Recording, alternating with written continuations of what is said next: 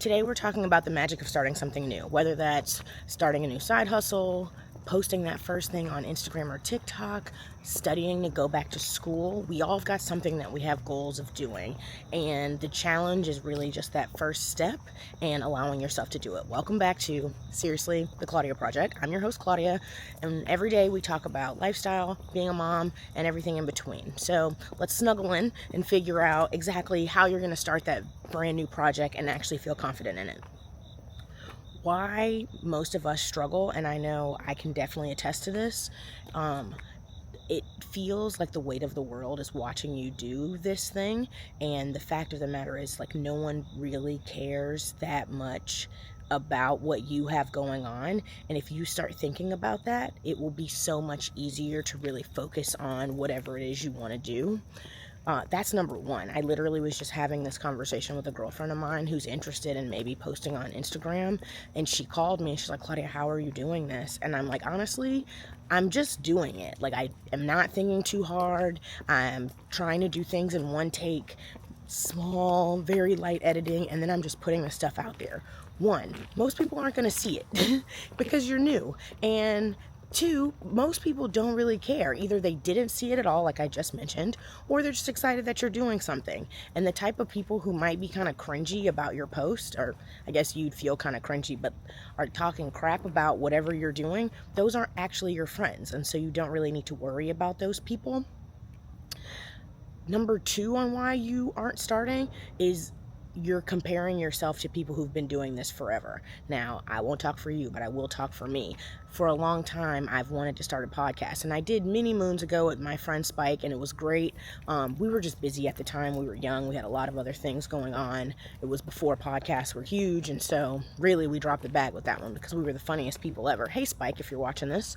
But back then, there was nothing to compare it to, so it was cool. But when I decided that I was going to start again, or just on social media in general, there's millions of people posting day in the life. So there's millions of people posting posting podcasts. So it felt really challenging to start. And then I just talked and never actually did anything.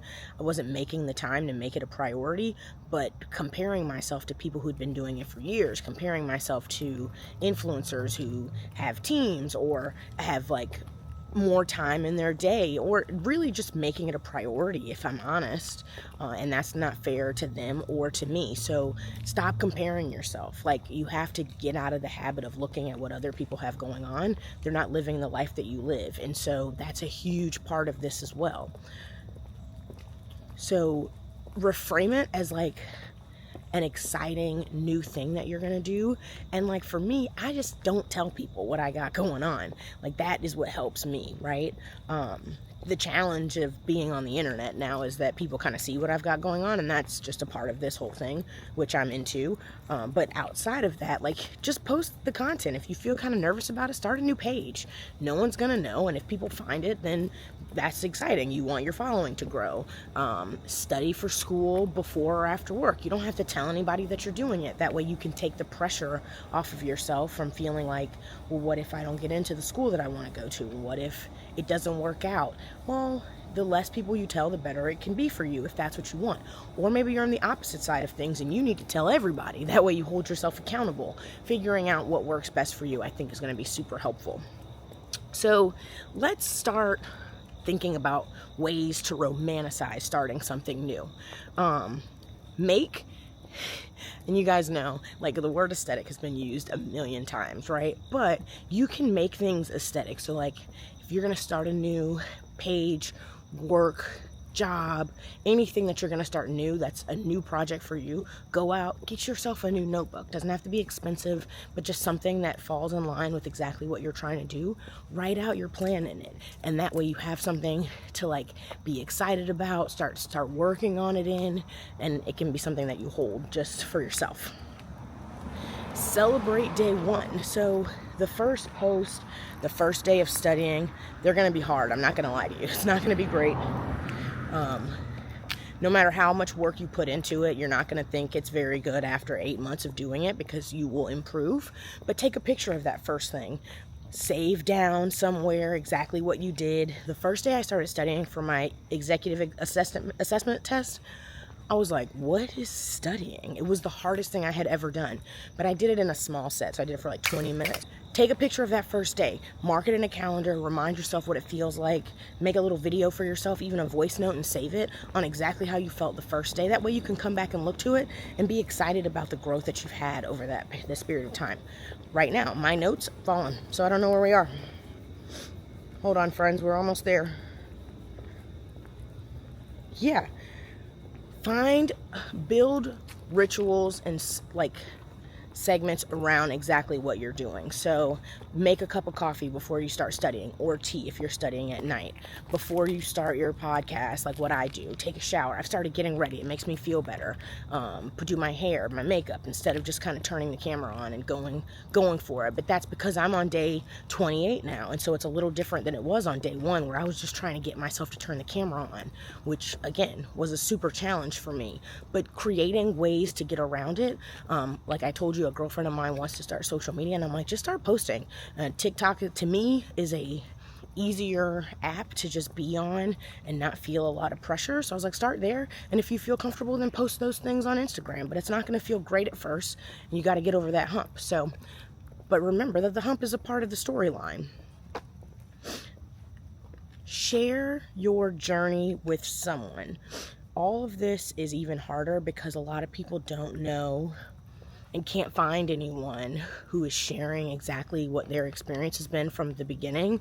So as you're going through it, document it, write it down in a journal. That way you can look back and tell people exactly what it felt like in the moment. Like, of course, 2 years from now, when everything's great and you're in grad school, you won't remember what it was like to study every night to get into that school that you are in.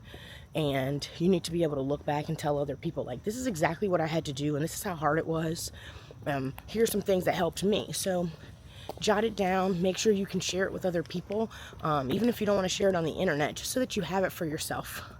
And then it's okay to like have awkward first tries. It's okay to like put a video out and maybe only 2 people watch it, maybe only 5 people watch it, but you are going to learn something, and hopefully you're taking those little tiny lessons and applying them to the next time, and then you'll go from 5 views to 7, and then the next thing you know, 100,000 people are waiting every single day for your posts, for you to just tell them that everything's going to be okay on the internet, which is exciting and fun. So everything starts with the first step, and you have to give yourself the option to actually make it.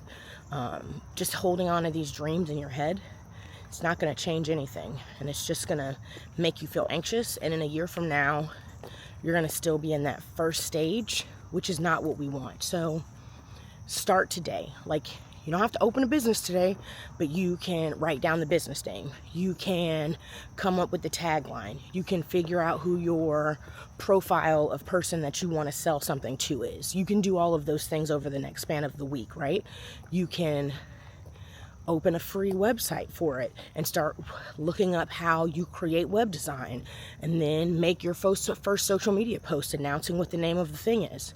Little steps are going to be what set you on the trajectory to really take over your dreams. And maybe it doesn't work, and maybe you do it for a while and you decide that you don't like it, or that you need to pivot into something else. Maybe you start posting or working on that business and you realize, I really like the marketing side of this, and like then you can decide that that's what you want to do. But starting now, and again, not comparing yourself to other people and just putting it off, is going to be exactly what you want it to be. New beginnings, they just don't have to feel overwhelming. It's like you're eating an elephant, just one singular bite at a time, and you can do this. So join me on this new beginnings. I'm on a road to, we're on the road to 500 followers, subscribers here on YouTube, Spotify, all the things. And so that's my goal right now. And then from there, we'll be working on getting to 1,000, because that is like a really huge step. And if I'm comparing myself to someone who's got 1 million subscribers, like, it's just apples and oranges. Truly, they're both fruits, but just completely different sides of the house. So those are things I think you should think about. Outside of that, start today. You've got this, and I'm here with you. As always, seriously, this is Claudia, and this is the Claudia Project. Thank you for being here. Make sure you comment, like, and subscribe, and we'll be here for one more episode this week tomorrow on Friday. See you soon. Have a good day. Bye.